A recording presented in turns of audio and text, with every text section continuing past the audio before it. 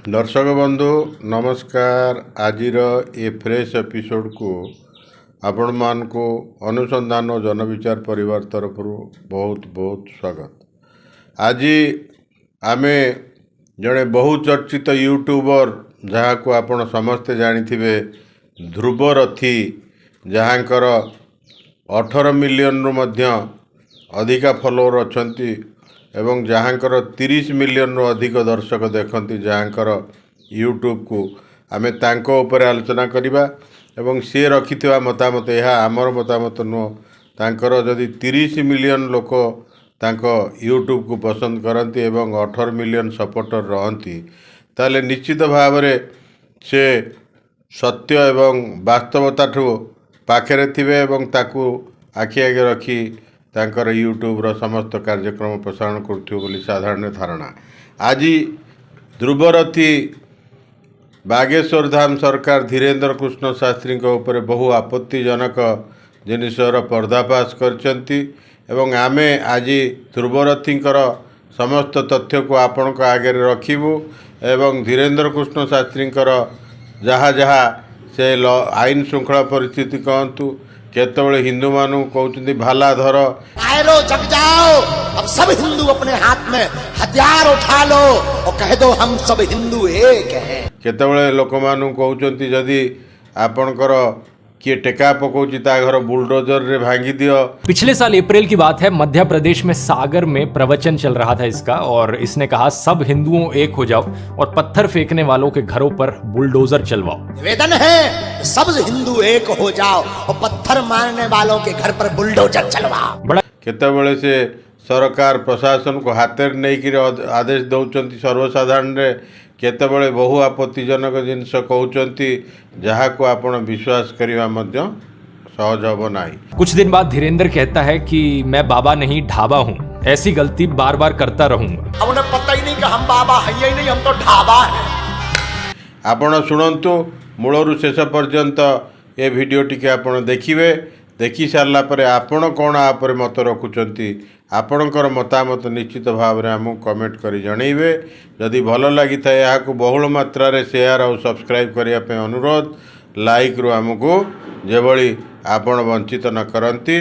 देखंतु ध्रुवरथी एवं धीरेन्द्र कृष्ण शास्त्री उपरे रखुवा प्रमाणगत तथ्यगत समस्त खबर को निखुण रूपे आमे आपणक निकट में परिवेषण कर। अब मानो लॉ एंड ऑर्डर का अपमान करना काफी नहीं था, धीरेन्द्र अगली बार फिर से खबर में आता है एलिजिडली अनटचेबिलिटी प्रैक्टिस करने के लिए। इस वीडियो को देखिए जहां पर इसके डिवोटीज इसके पैरों पर गिर जाते हैं और ये अपने पैर आगे करता है इसके लिए।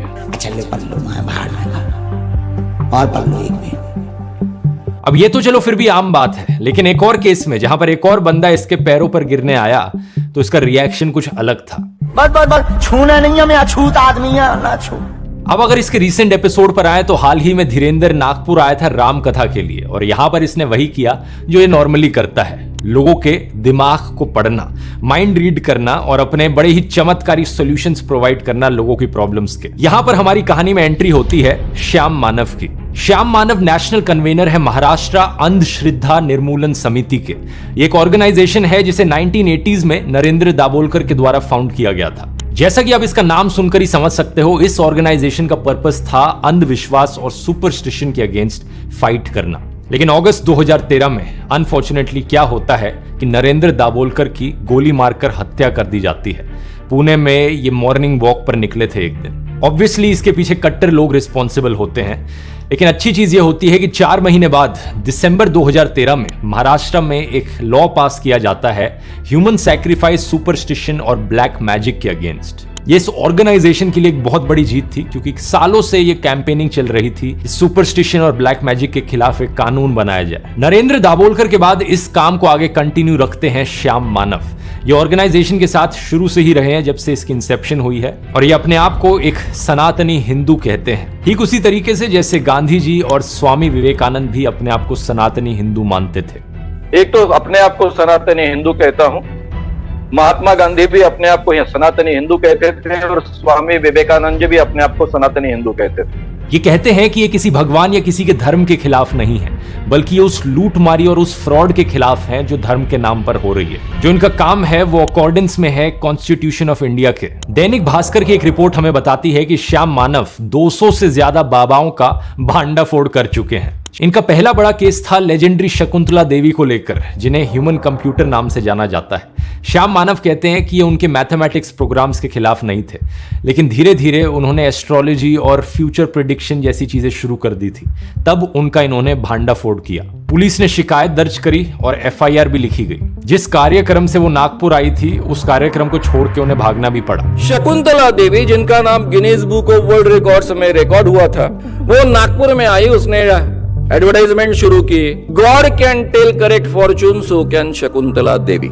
ये पहला बड़ा केस था इनका, और शकुंतला के चमत्कार और उनकी भविष्यवाणी सब बंद हो गई इसके बाद। एक और बड़ा केस था इनका फॉरेन मिशनरीज को लेकर। ये बताते हैं कि कैसे 5 मिशनरी नागपुर आए हुए थे। एक ऐसी सभा करते हैं वो जहां पर अंधे को दिखने लग जाता है, बहरे को सुनने लग जाता है, ऐसे चमत्कारों का दावा करते हैं। उस वक्त इन्होंने 1986 के ड्रग्स और रेमेडीज एक्ट का इस्तेमाल किया अपनी फाइट करने के लिए। उस कानून के तहत इन्होंने इन 5 मिशनरी के खिलाफ शिकायत दर्ज करी, और देश में पहली बार ऐसा हुआ कि 4 विदेशी मिशनरियों को अरेस्ट किया गया। तो